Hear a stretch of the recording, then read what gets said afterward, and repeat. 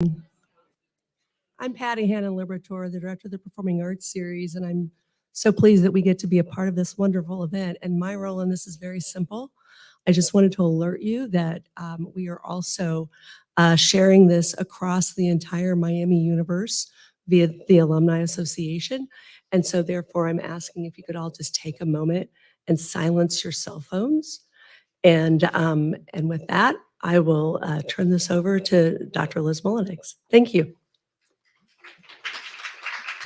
Hello, welcome. Hi, I'm Liz Mullenix. I'm the provost of this fine university, and it is a delight to welcome you all here today to have a wonderful audience with a distinguished alumni, Professor Rita Dove. I think that it is very fitting that April is National Poetry Month, because I know as an academic, I say every day, April is the cruelest month. And I'm sure a lot of you also say that. And of course, that's the first line of T.S. Eliot's The Wasteland. So it's fitting. And it was also wonderful to celebrate Whitmania yesterday, the marathon reading of Walt Whitman's Leaves of Grass. So it's absolutely delightful to just engage in so much poetry in the month of April. There are many people to thank for this event. So I would like to thank all the sponsors, the Office of the President, the Office of the Provost, the Mickey and Walter Frank Family Foundation as part of the Miami University Alumni Association Enrichment Speaker Series, the Humanities Center, the Marjorie Cook Poetry Lectureship, the Miami Family Fund, the Office of Transformational and Inclusive Excellence, the Department of English, and the Performing Arts Series. And thanks finally to the university libraries for presenting this event today. Yes, they deserve a round of applause. Yes. And this event is in connection to an exhibition of theirs, Poetry at Miami, 1827 to Now, which is hosted by the Having Her Special Collections and Archives. And that exhibition reminds us of the enduring power of creativity to reflect and reimagine our world. And now I'd like to tell you a little bit about our special guest today. Professor Rita Dove, the Henry Hoynes Professor of Creative Writing at the University of Virginia, graduated from Miami in 1973 and later earned her MFA from the Iowa Writers Workshop. Her tenure as U.S. Poet Laureate from 1993 to 1995 followed extensive praise for her early books of poetry, highlighted by the Pulitzer Prize she was awarded in 1987 for her book Thomas and Beulah. Professor Dove has received 29 honorary doctoral degrees, including one from Miami in 1988. She has received more honors and awards than I have time to list, but among the most prestigious of them are the National Humanities Medal, awarded by Bill Clinton in 1996, and the National Medal of Arts, awarded by Barack Obama in 2011. She is the only poet to ever receive both medals. President Obama noted that, quote, through works that blend beauty, lyricism, critique, and politics, Ms. Dove has illuminated American poetry and literature. Professor Dove's impressive body of work includes numerous books of poetry, a novel, a book of short stories, essays, drama, and song cycles and sequences. Her collected poems, 1974 to 2004, was published in 2016, and her most recent book of poems, Playlist for the Apocalypse, was published in 2021.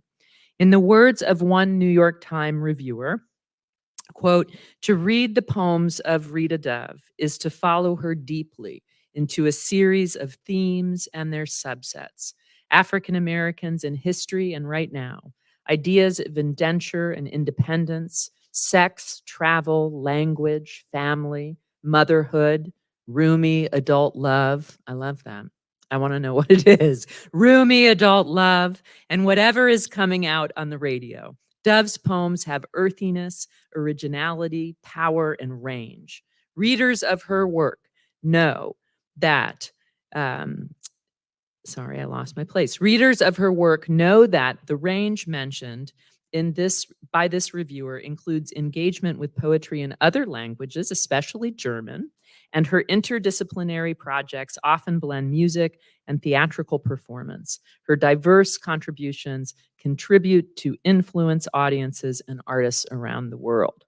After reflecting on her time at Miami, Professor Dove will join a conversation with 3 members of the Miami community before taking questions from the audience. Professor Dove will be joined by Naya Hodge, who is a junior creative writing and history major. She is a poet, the chief of staff-elect for Miami Student Government, an assistant editor on Red Hawk Radio, and was a co-curator on the Poetry at Miami exhibition in the university libraries. Professor Stephanie Dunning, professor of English, whose book and journal publications have focused on topics such as nature, sexuality, futurism, and African American culture. Dunning's next book, Otherworldly, Black Ecologies of Outer Space, will consider Afrofuturism, ecology, and narratives of space exploration.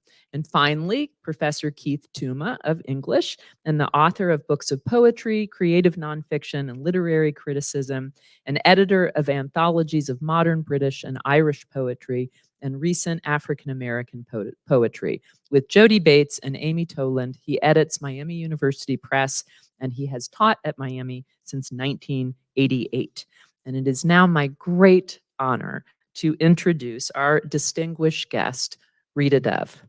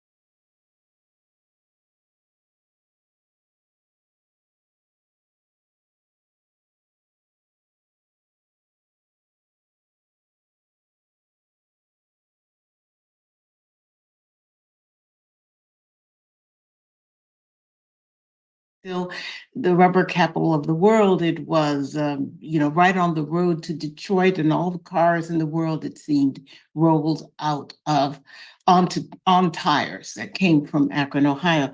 That was the world I came from. It was also a place where even Ohio was something very strange. Who else had a state tree that was a buckeye, for God's sake? And so one of the poems that I wrote, which appeared in a book of mine called Grace Notes, is about that state tree. And I thought I'd start off with that, give you a sense of that. The buckeye. We learned about the state tree in school. Its fruit so useless, so ugly, no one bothered to commend the smudged trunk, nor the slim leaves shifting over our heads. Yet they were a good thing to kick along gutters on the way home, though they stank like a drunk's piss in the roads where cars had smashed them. And in autumn, when the spiny helmets split open, there was the bald seed with its wheat-colored eye. We loved the modest countenance beneath that leathery cap. We too did not want to leave our mothers. We piled them up for ammunition.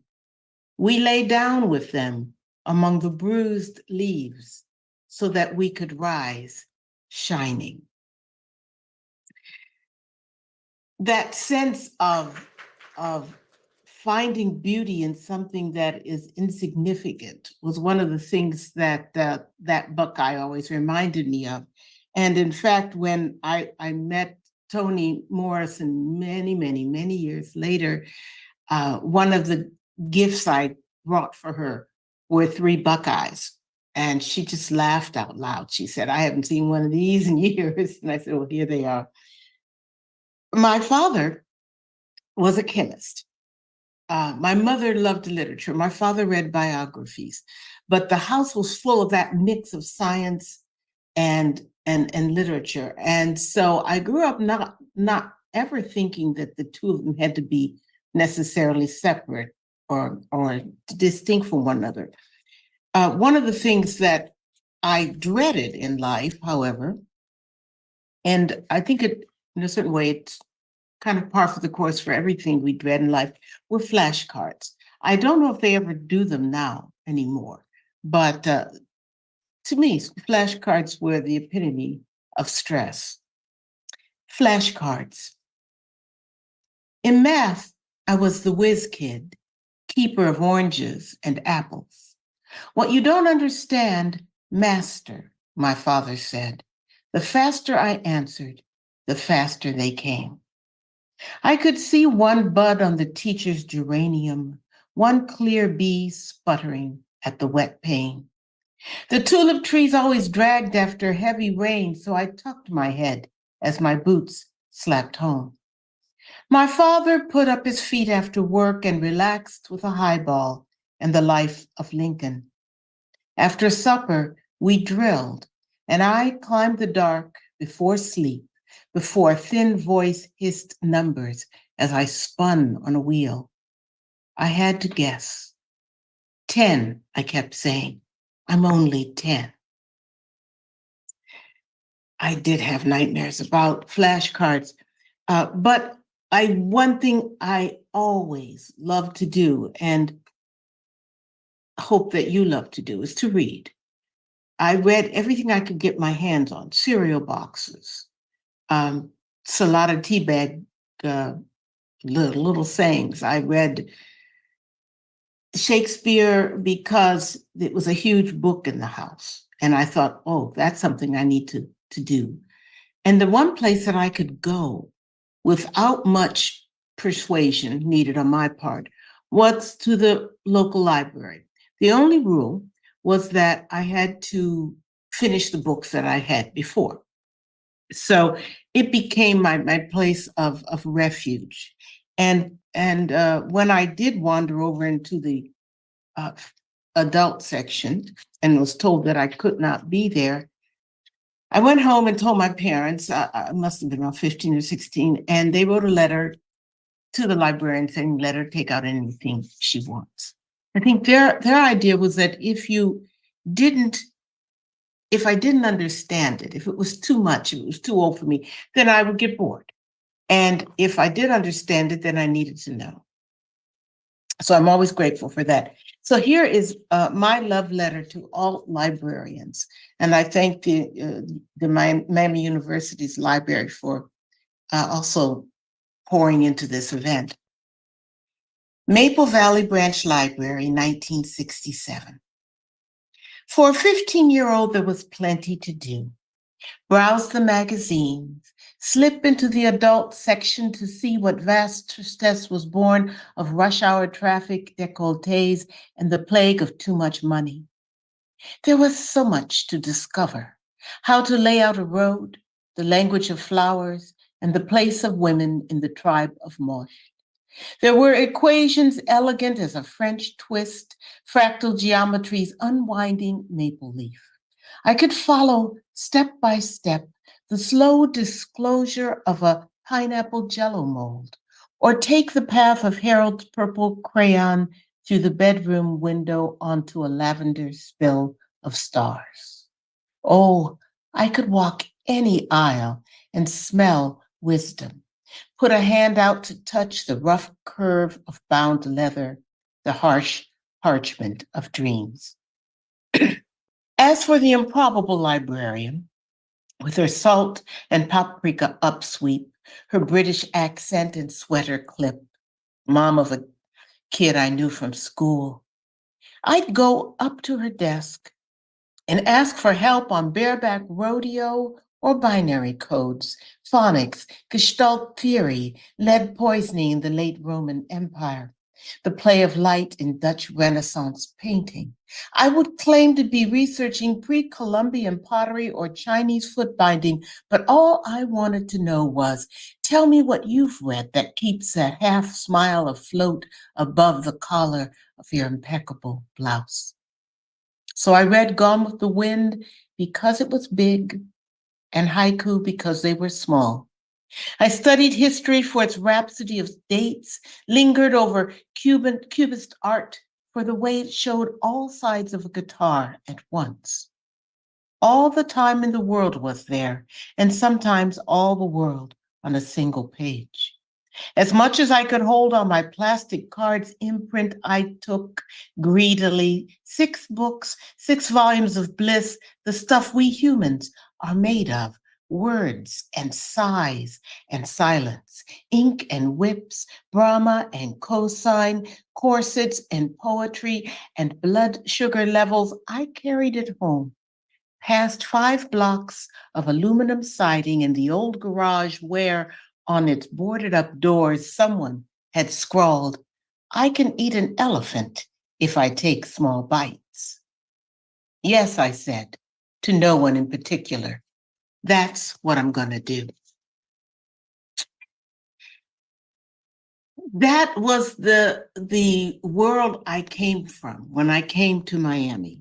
And even though in high school I had been elected or selected, I should say, as a presidential scholar by the White House in my senior year, I didn't apply to any Ivy League schools, mainly because no one said I could. My horizon was limited, but Miami University had a wonderful reputation. It was also as far as I could get away from Akron, Ohio, and still stay within the state. These are logistical things you do when you're growing up. So when I arrived in Oxford, and I had not come to Miami before, actually rolling in there that first day, it felt in a way to my naive, like 17 years of age, that I had stumbled into some kind of interesting Eden, let's put it that way. All the Georgian architecture, those daunting white columns, in a way, it was sort of like an antebellum dreamscape. But I fell in love with my dorm life. For the first time, I was living with girls my age who not only wanted to gather new knowledge, but also wanted to pull beauty tips and share clothing and gossip and learn all of the latest dance steps, and also felt just as quickly homesick as I did. And there were a smattering of African-American students, as I discovered, at the school, where for the first time, in my life, I felt that I was included in a Black social group that also had an intellectual desire in a cohort. I became a sister to the Alpha Phi Alphas. That was the only Black fraternity on campus. There were no sororities. I wasn't a real Greek geek or anything like that, but this was a community. It was more of a family away from home than it was some kind of a fraternity. Now, I have been working on my memoirs. It's weird, and it's weird to write memoirs, but I thought I would share for you today a little bit that I've written about Miami. I've never, read it before or anything like that, but I thought that would give you a good idea of what was going through my mind when I got here. And then we can open it up to questions and, lead to all that other stuff. But I wanted to really talk about these things that changed my life, literally, here at I say here because I feel I'm here with you, but at Miami University. It sounds dramatic, I know, but it was true. And the changes, I think, boil down to one regulation and 5 professors who helped animate the change. There were others, of course, but these were the main ones.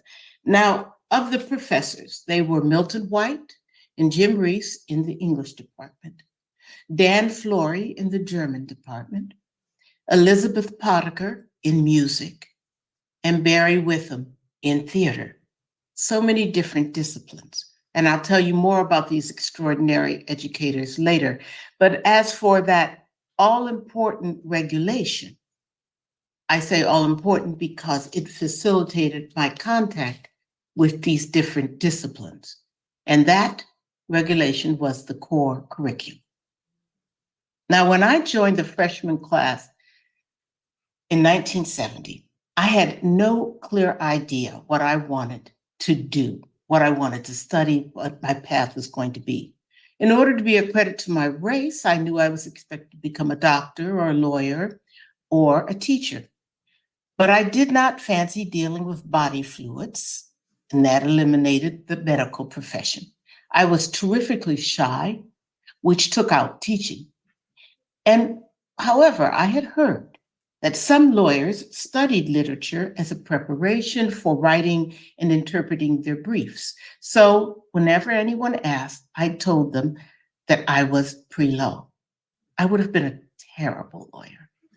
But in the spirit of instilling us with a broad-based liberal education, that undergraduate study of Miami was structured around this core curriculum. And although it seemed to be de rigueur among students at the time to rail against that system, it really forced me to take courses that normally I would have passed over, but which turned out to be highly interesting once I focused on them, such as Introduction to Psychology, and even the study of matrices and determinants in the math and science department.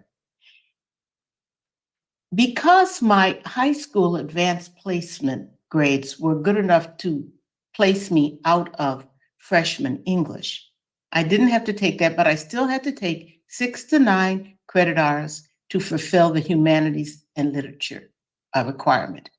So next on the roster was advanced composition.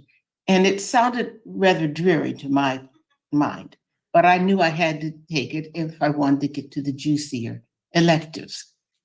My advanced composition teacher turned out to be a wonderfully wry and gentle person. But a few weeks into the term, he fell ill and was hospitalized. He did eventually recover, but other professors were called in to take over his courses for the rest of the quarter. And all of this we learned in our composition class on a Tuesday. A very official-looking man came into the classroom and delivered the announcement rather gravely, assigned the next chapter in our textbook, and told us to study it for the next class with a new professor. So it was with a great deal of trepidation and a lot of curiosity that we reconvened that Thursday to meet our new instructor, who was late. We waited, wondered if we should simply gather our things and go back to our dorms, when the door burst open and he came in on a gust of air. I'd never seen anyone stride like this man did. He was more a comet than a cannonball. His energy was palpable. He was fairly short, pale and bespectacled, with a full head of white hair swooping across his brow from a deft left part. But the suit, never before had I seen a suit that color, between cobalt and electric blue, a shade so amazing that my jaw quite literally dropped, as if I'd ingested too much awe and needed to let some back out into the room to equalize the pressure. All of this happened in an instant. Halfway into the room, he turned to us mid-stride and said, "My name is Milton White, and I'm here to teach you how to write. Put away your notebooks." Still gobsmacked, we sat there staring. He did a slow pirouette. "Isn't it gorgeous?" he purred, stroking the sleeve of his jacket. "It's Italian, custom tailored. The Italians know what beauty is." And then he turned around again and began to talk about what we would do in this class, namely, write short stories. A well-crafted short story, he said, has all the elements of a good composition. And if you can learn to write a short story, you can write any essay in the world. Although I knew some of my classmates were terrified at this notion, I felt that I had fallen into a honeypot. Reading stories and then writing my own, that was something I knew how to do.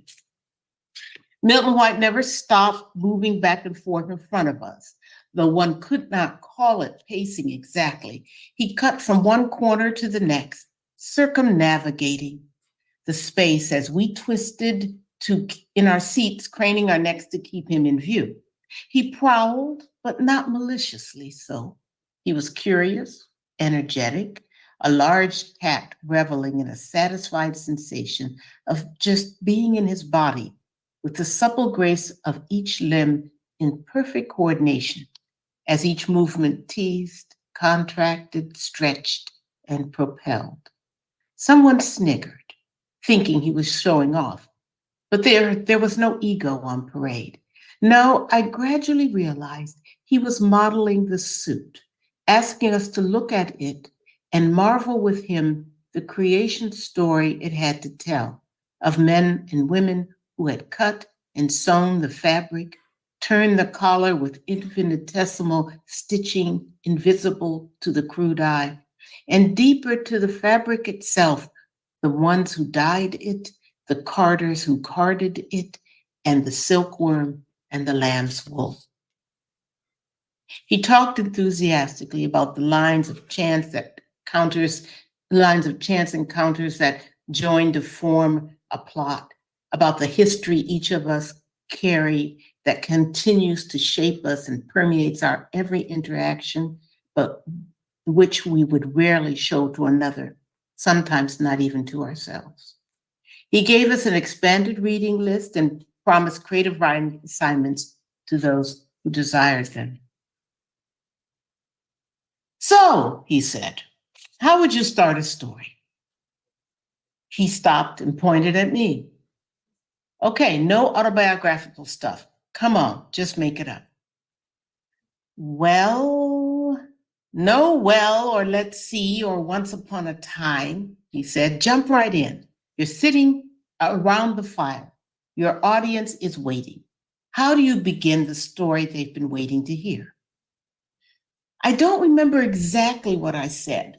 Without looking around, I pictured the afternoon that I had walked through on the way to class, placed a young woman in that crisp Midwestern autumn, kicking the leaves, and just began to riff with something like, blue skies are not always a blessing, or it's one of those autumn days people call perfect, all reds and oranges. Stop! Did you hear that? He hollered.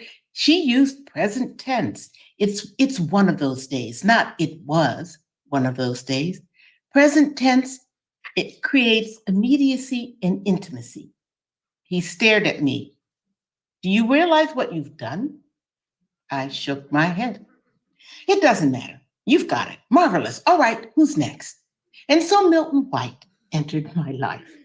His persona that day, flamboyant yet perceptive, effusive yet lucid, and strict, expansive yet prodding, forbearing and critical, turned out to be his mantra for writing fiction and came to exemplify everything I believe any piece of writing can be.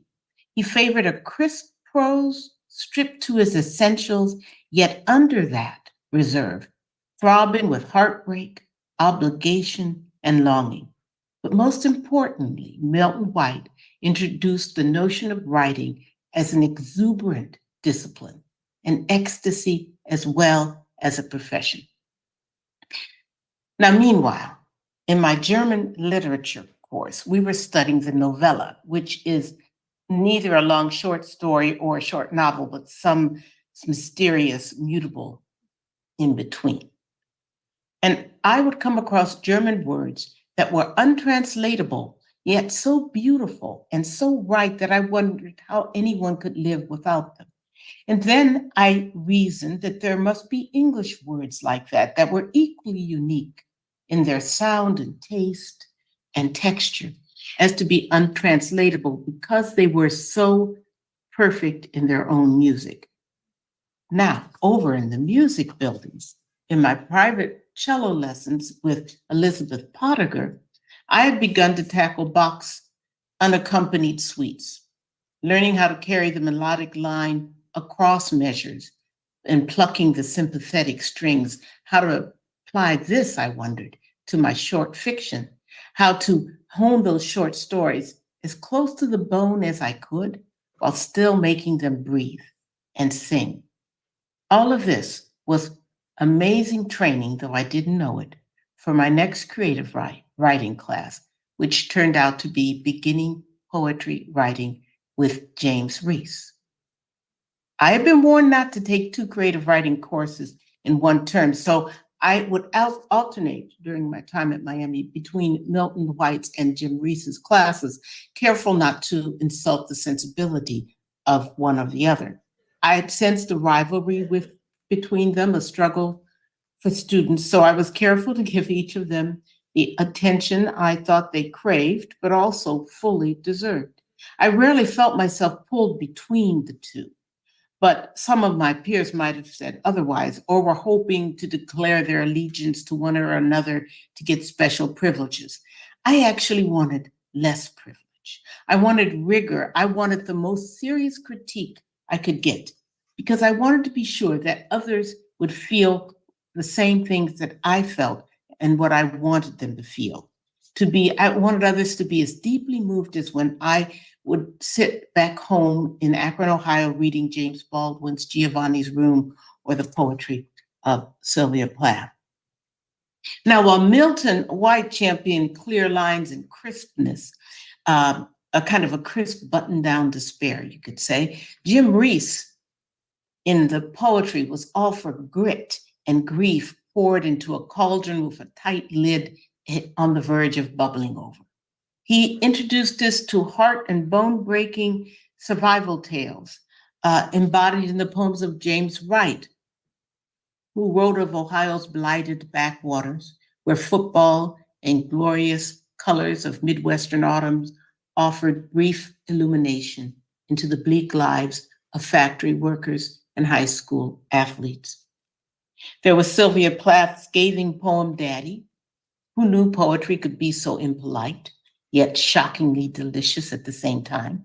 And what I didn't realize at the time was how extraordinarily lucky I was to have been exposed to such extraordinary poems. Because I was young and raw and clueless, I would have accepted as gospel practically any contemporary poet that spoke to the world that I could see outside my window. There were, not surprisingly, very few Black poets in this roster, but when Nikki Giovanni came to campus to give a reading, my German professor, whose class coincided with Nikki Giovanni's reading, caught my eye and silently mouthed, "Go," to which I ran out of the room and made it to the reading just in time. Dan Flory was the name of the young assistant professor who urged me off to Nikki Giovanni's reading, but he also approached me after class one day to ask if I had ever considered applying for a Fulbright scholarship. And when I replied that I wasn't a German major and hadn't planned on including German in my postgraduate studies, his response was, "But you want to see the world, don't you?" The question stunned me. It had never occurred to me that one could bend the rules to fit one's own obsessions and inclinations. So I nodded, dumbfounded. "The deadline is October," he said. "This is May. You have 4 months to come up with a project that fits the guidelines." He even wrote to me during the summer to inquire how I was coming along with my application.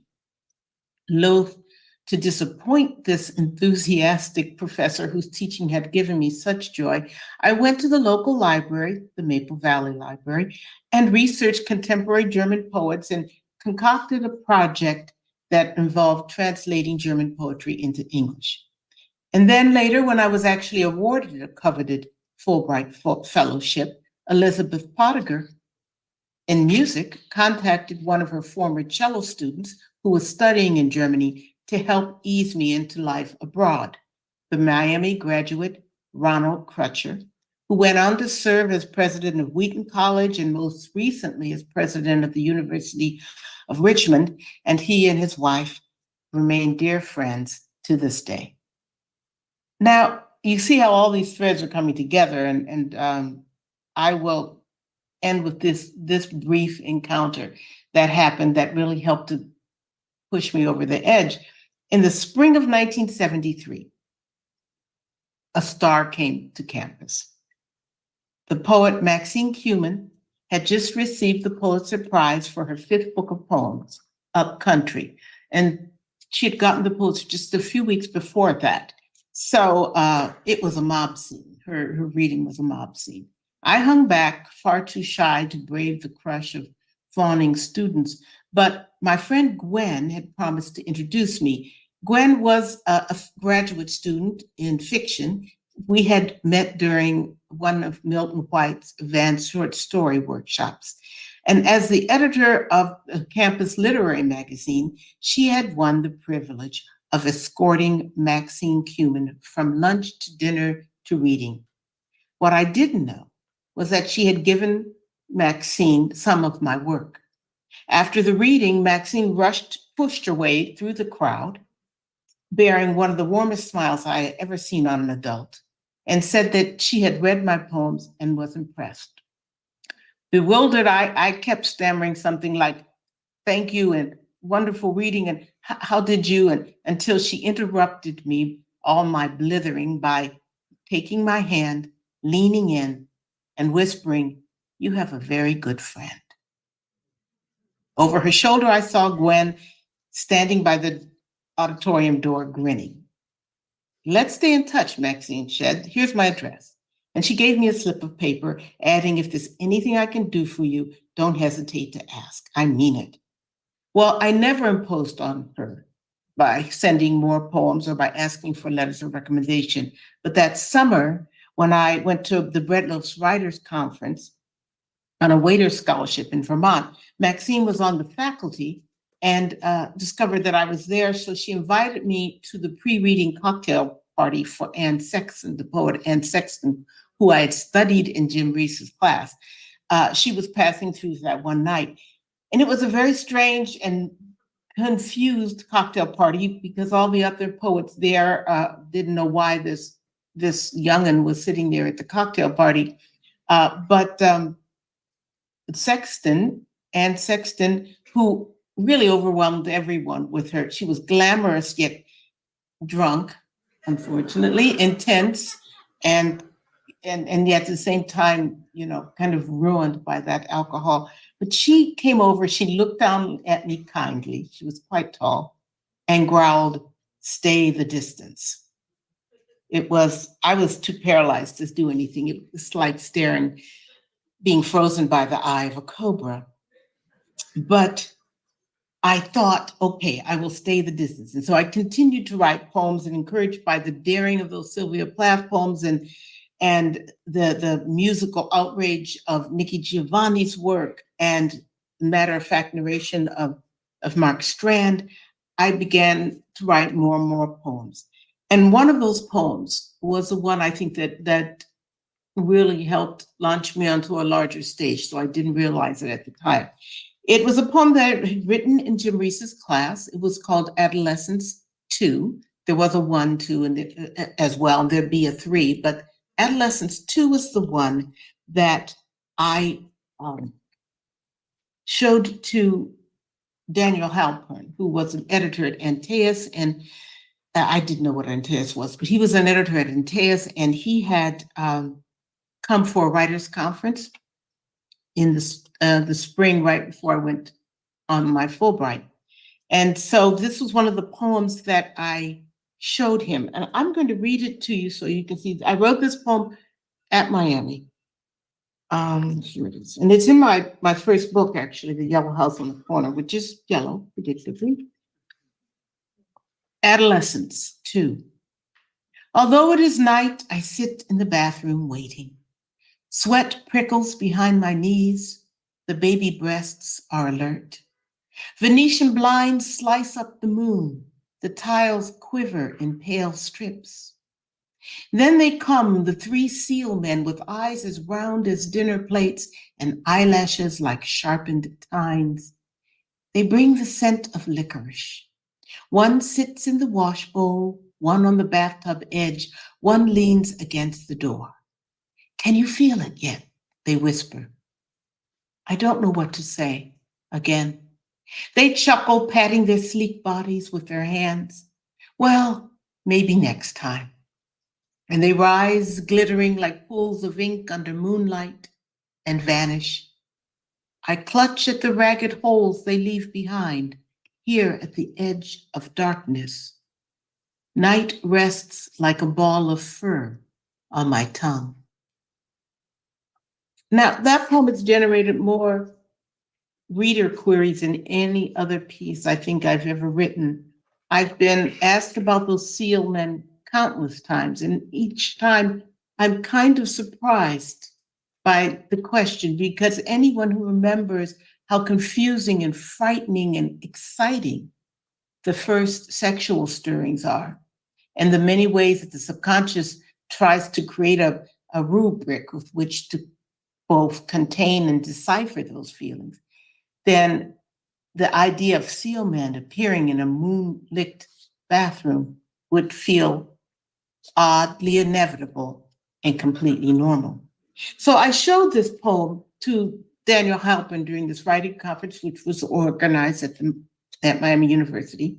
And he asked if he could take it for his magazine, Antaeus.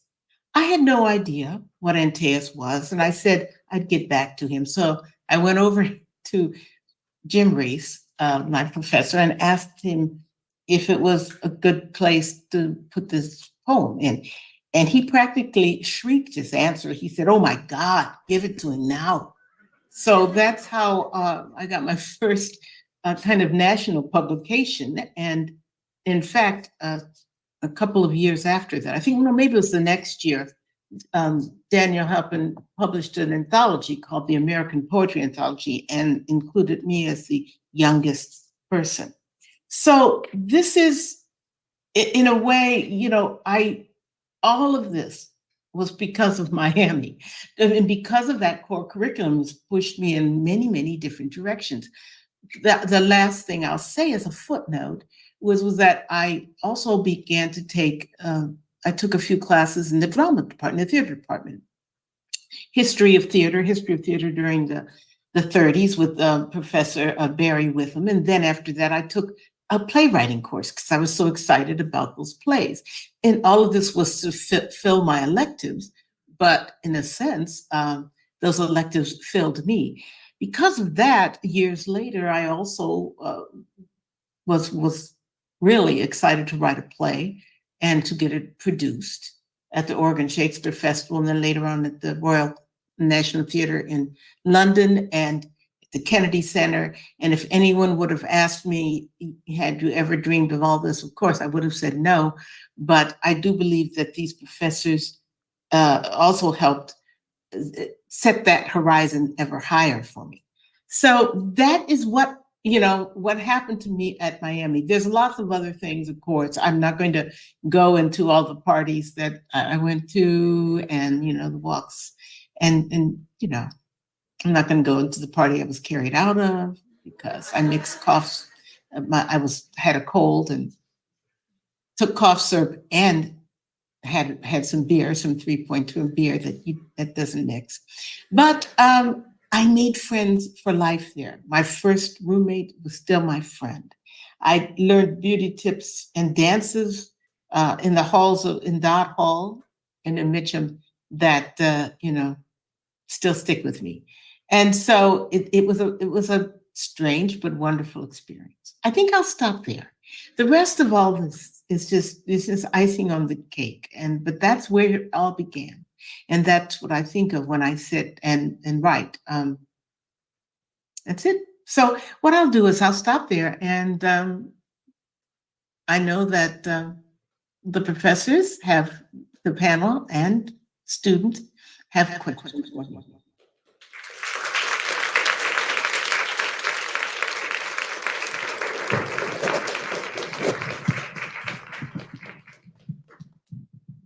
Thank you so much. That was terrific. I can still see Jim Reese in the hallways talking about you. He never stops talking about you, really. The late Jim Reese. We have a bunch of questions. We don't have a lot of time. We're going to each ask one of them, I think, and then as we're asking them, maybe you could queue up behind the microphones here, and there are also some from online, which we may not have time to get to. Naya's going to ask the first question. Hi, Professor Dove. I just want to start off by saying the fondness of which you speak about our little university just makes my heart sing. As a creative writing major here, it's just great to know that someone else has found such joy in the work that we do. But my question is, as a fellow Black woman writer on campus, how did you find sort of a Black writerly community? Because in the exhibit that I actually helped to co-curate, a lot of your work was featured in Black writing spaces. So I was just kind of curious about that. Oh, that's a great question. You know, when I was at Miami, I really did not have there was not a Black writing community. And in fact, I would move between communities, let's put it that way. I had a wonderful cohort of students who, who are also poets, and wrote, but I think, all of them are white, if I remember correctly. Some were gay, but that was the extent of quote unquote otherness. Now, but I had also really good friends among Black students who were taking other courses, who were, in law or in science.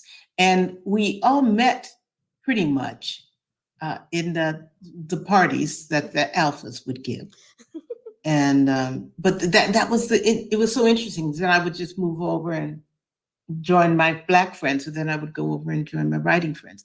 What that did for me, Naya, I wish I had a Black writing community as well as my general writing community. But that's why I think I also wanted that rigor. I wanted them to do their work. It's like, go ahead, hit me, tell me, work on these poems, rip them to shreds if you have to, and I will see if I agree. Put it that way, because I figured that if these poems ever got out into the world, there was going to be no one holding my hand.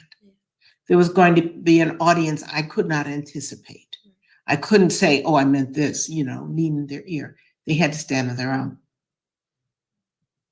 Thank you. That was wonderful.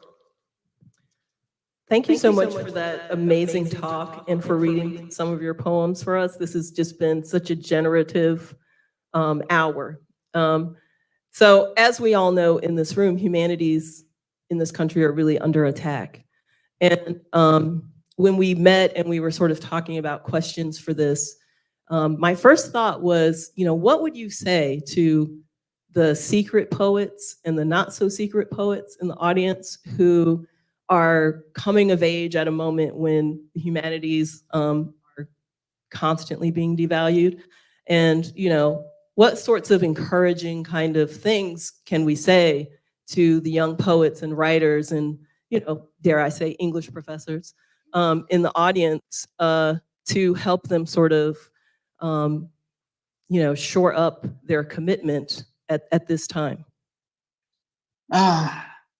This is a very necessary question too. I mean, the first thing I could say, though I think the young people may not believe this, is that these things for sure they do go in cycles. When I was writing at Miami University, poetry was really not in the conversation at all.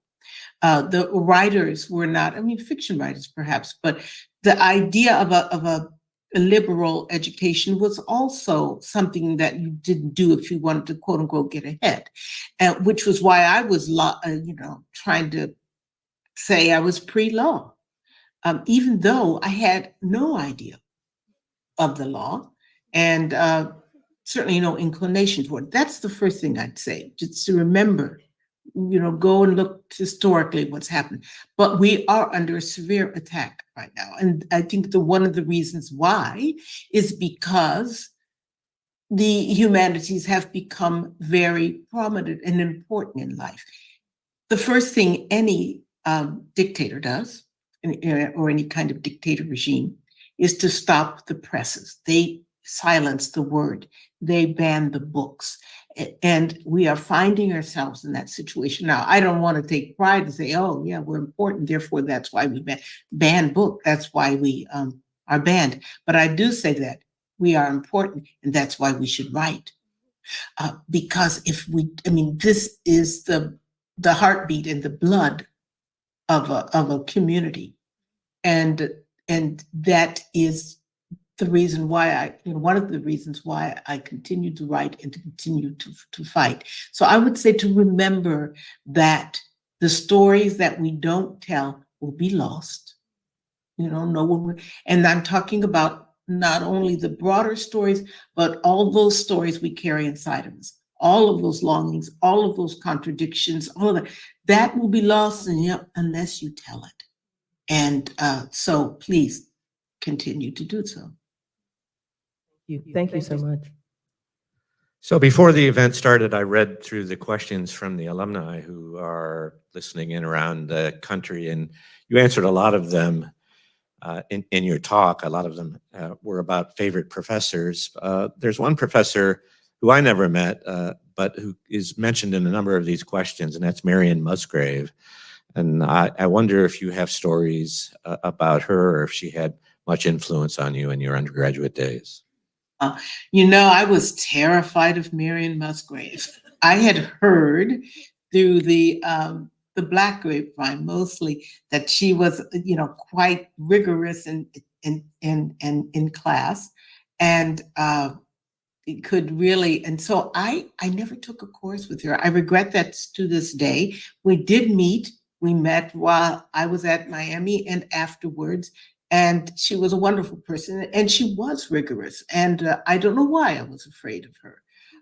But I must confess that I never took a course from her. I think part of it also has to do with the fact that as a African American, as a Black student at Miami University at that time, one kind of stood out. There weren't that many of us. And in the humanities, there were very, very few. So that idea that I would take a course from Marion Musgrave meant that I would be positioned, I felt I would be kind of singled out, and everyone would be watching to see what I would do. And being a shy person, I thought I just didn't want that eye on our exchange. So I didn't. But she was a phenomenal presence here. And I regret to this day that I never took a course from her. Great. So Naya, I'm going to ask you to ask another question if you have it, but I'm hoping the audience will begin to queue up now while Naya asks another one. You have another one? I do, actually. Once again, I've read a lot of your poems that you sort of published at your time here, and they're kind of raunchy. So I was just complete compliment, by the way. I love them. But something that Dr. Dunning and I were actually talking about was sort of like the political climate of the time. So I was just wondering, like, what politics was sort of informing that kind of work? Mm-hmm. Well, thank you. First of all, I really was a little girl going to Miami. I was, I hadn't dated very much. I was this little brainiac in school. And so off I went, and here was freedom. And, it was incredible. And so that hence the raunchiness, I think, but also just realizing that one could be raunchy in poems, that one could talk about. These were feelings that I was having, but I hadn't seen anybody else writing about them, so I did. The political climate was one of awakening, especially there was the Black arts movement, and I mentioned Nikki Giovanni. I mean, she was this young poet who was just, coming out on the scene. It was so incredible. And then there was also the feminist movement, things were beginning to rise. There was this sense of claiming our bodies and claiming our emotions and our feelings and our sensations. So it was a very interesting time where one was always pushing the envelope, kind of juggling. And I don't know, I reveled in it. Dove. Hi, Professor Dove. Thank you so much for speaking today. My name is Lily, and my question is, how do you view the way that your poetry serves as kind of a bridge between your own life and history and kind of the legacy that you're a part of? Well, thank you, Lily. I was always struck by the fact that there were large historical events which were being reported. After all, my father was reading those biographies, and so I could see that kind of chronicling of what was supposedly important, and the juxtaposition between that and what was going on in my head at the time. For instance, when I was 11 years old, it was August 28th, 1963, was a march on Washington. We went down to Washington, D.C. My father marched in the march, went to the march.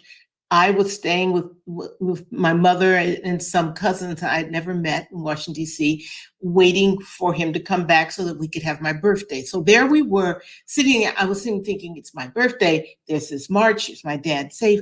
But I thought that these, for everyone, the things that are roiling around in our breast while the larger events are going on is part of what it is to be human. And to capture that, or to be able to capture that, in my poetry and in other writing, was what I wanted to do. So that's kind of like the springboard for what that is, and why that happens so often in my work. Thank you so much. Hi, Professor Dove. First of all, I'd like to say I really love your poetry. We've been studying your collection for the past 2 months in my class. And then second of all, I'm also from Virginia, so Charlottesville is absolutely beautiful. My question is, what is your process of organizing the poems of your collections? Oh, first of all, the little bird you hear is my bird clock. I didn't take it down. So we can listen to him for a minute. Okay. Every book is different, I must say. And thank you for that question. I don't set out with a overarching idea for most of my books, unless it is something specific, such as this book, Sonata Melodica, which is about, it's really the story of a life of a prodigy mixed race violinist that whom Beethoven wrote a sonata for. So I knew that I had the outline of his life in that book. But in most of my poetry books, the poems come first. They come from all over the place, as you can tell from that little brief excerpt from the memoir. My head was all over the place too, even in Miami. And so I don't question why or where they're going to fit in a book. I wait for them to start to form groups. And this sounds kind of mystical, but there's a certain point where they get a kind of a specific gravity. And I think, poems are talking to each other. And so very often what I will do is ask them. I'll lay them out on the floor and I say, who do you want to be with? What neighborhood do you want to be in? That sounds weird, but it seems to work, and no one hears me talking, so it's okay. And that's how I kind of group them together, because I do believe that the book itself is another poem. It creates a trajectory in some way. Yeah. Yeah, thank you so much. So please, any other questions? Please queue up to the mic. Yeah. Okay. Here we go. Hi. Ooh. My name is Colton, and I had a question about your sense of musicality with a lot of your poetry. There's a heavy emphasis on that in a lot of what I've read of yours. And so I was curious to know about your relationship with poetry, the sonics of it, and how that functions within your work. Thank you, Colton. I am a firm believer in the music of poetry. It is one of the things, the sonics, as you said, are one of the tools that poetry has that makes the language that we use every day different from the language that can happen in a poem. It's almost like a composition in words. I am a musician. I played the cello. When I was at Miami, in fact, there was a point where I was trying to decide if I was going to be a music major or if I was going to be a poetry major. That's how wedded the two were. And I opted for poetry, of course. I thought I can get the music and poetry, and I can, that can do all of that. But to me, if a poem doesn't find its own music, then it's missing out on something essential that it can use to persuade the reader to breathe it in the same rhythm that I intended. So it is really important for me. Thank you.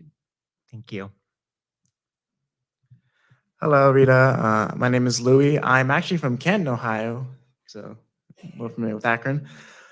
My question is so when we were doing presentations, we saw a lot of reading your work and different events, and it got me thinking how has your public image and fame changed the way that you write, if it has, of course?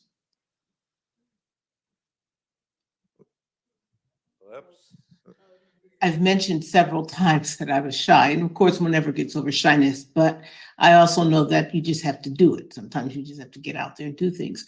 Also, because I remember how changed I became by hearing other writers, by seeing them in the flesh and hearing them read. So that helps me in that public aspect. It's hard to tell for me how my work has changed. I try very, very hard not to think about the world or the audience out there while I'm writing. To me, when I'm working on anything, it's me in the void. And that sounds really dire, but what I mean is that it's I'm not thinking, oh, well, so-and-so like this, or oh, this is really good for this group. No, how will I know? How do I know?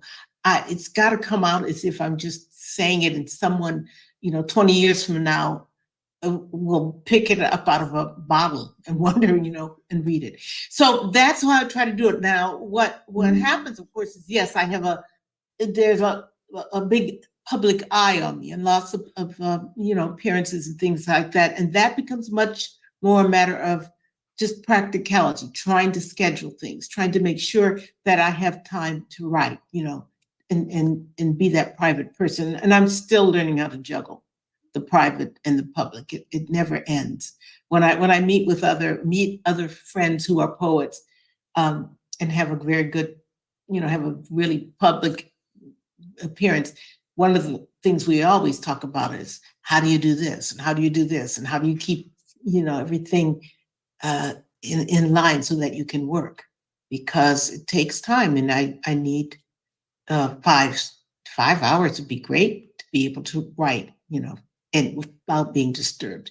I really get it now. So I'll leave it to the critics to decide how the work has changed.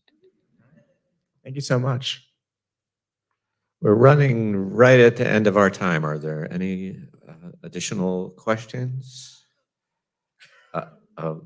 We've got one here, and then Colton, and then we'll say goodbye. Hi, Professor Dove. My name is Mary. I'm also from Canton, Ohio. And my question, I guess, is a little bit less academic, but I wanted to know what places in Akron inspired you growing up, and what your favorite places in Akron were to visit, eat, anything like that really shaped you. Oh, thank you so much, Mary. I find that actually pretty academic and poetic too, because one of the things I always tell my students here in Virginia is that everything in life is meet, or whatever you want to say, for poetry. poetry is about life. It's not about books. And so there were places in Akron that really inspired me. There was a daredevil hill called Cadillac Hill, which was very steep and brick and curved at the end. And it was one of the rites of passage as a high school student, though our parents didn't know that, was to get in a car and drive down that hill, at full speed. And we did it and we lived. I don't believe it. It's just incredible. That was one of the things that really, got to me. And, it's interesting. My backyard was a place that I went to daydream when I was a kid. There was a willow tree was off to the side, and so I would just go out there and lay there in the grass and daydream. So that in Midwestern backyards, our yards are so wonderful because they change with the seasons. It's a different green cathedral in the spring, and then it turns, and then it becomes this red and cauldron in the fall. So it gave me lots of different places to go. There was also the fact that the Quaker Oats was started in Akron, Ohio. So the Quaker Oats silos were there, and they just looked like giant Quaker Oat boxes. It was pretty surreal and wonderful. And actually the rubber factories, which were more malevolently beautiful at night with that smoke coming out and the lights, is something that's impressed on my memory. But yeah, there's lots of Akron in there. Thank you. Hi again. I had a question. I think that's kind of similar to the history, like your relationship with history and your poetry. But I was curious how you think memory, time, history, all those kinds of themes work when you're working with different forms, kind of like you do in Mother Love. So, the use of myth, allegory, things like that. But I was really curious on your personal kind of, I guess, notion of how you bring about those feelings of time and memory and place in your poetry through form. Ooh, this is a difficult one because it changes, of course, with every form. I tend to compose in fragments. I will take. I have tons of notebooks, and some of them are observations that I've made. Some of them are notes. I do go and do research in the library when something has a historical aspect. But in the end, that amalgam of writing in a historical moment, but from a personal standpoint, perhaps maybe not even my own personal standpoint, it could be a persona, it could be, Rosa Parks sitting down, it could be something else. But that amalgam happens. It's a kind of a magic. I don't understand it myself. There's a point where things do start to slip in. We all have, you think about your brain and the way in which your thoughts work, and they do not go in a straight line. They do not progress linearly. I find that I have 2 or 3 thoughts operating at the same time. They're just up there doing their thing. And you decide which one you're going to bring out or which one you're going to think about. A memory that just a wisp of a memory, but you're still talking to someone about something else. So those, in writing in fragments and trying to bring things together to allow those other wisps, those other memories, usually they are memories, to come through is where the magic happens. And I wish I could tell you how it happens, but I don't know. Thank you so much. All right, I don't see anything more, so I'll ask the last one, and then we'll thank you for spending your afternoon with us. Somewhere in an interview or someplace you talk about your husband as the first and closest reader of all of your work. I wonder who else gets your drafts and holds your attention with their remarks. Who are some of your best readers? these days, your first readers? Thank you so much for that question. It's interesting. My husband, Fred Febon, is a writer. He's a German writer. He writes novels mostly. And because of that, I think we can have this really wonderful, I guess you could say, cohabitation as far as writers are concerned. He can read the poems. He is my first reader. He approaches them like a novelist. I'm aware of that, slant. And so the only rule, and I read his work, the only rule we have is that if you get critique, you can't respond to it for 24 hours. Live with it for a while. And then we kind of work back and forth. I do not have any other readers. My best reader after Fred is time.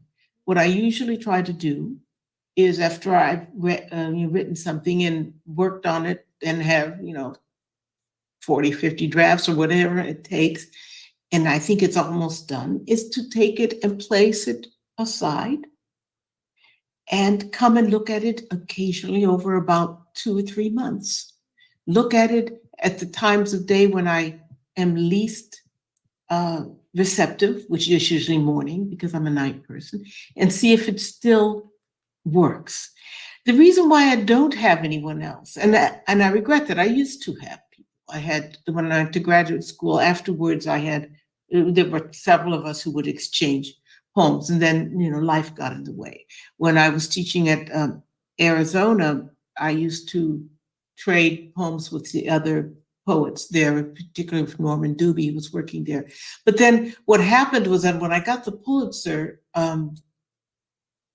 I kind of lost some friends. Let's put it that way. And let's say I just lost it, people would not, they didn't want to be in a writing workshop with me for fear that I would critique them too severely, which I would not. But, I found that I began to lose that objective critique that I so wanted. And so time became my critique.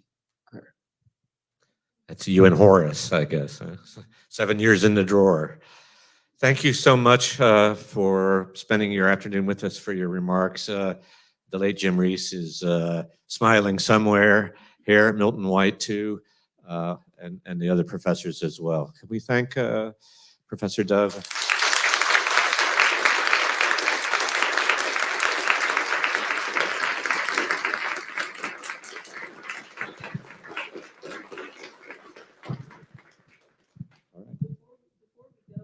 To thank Mark Dahlquist for putting this together and all the work that he did for this. Thank you, Mark.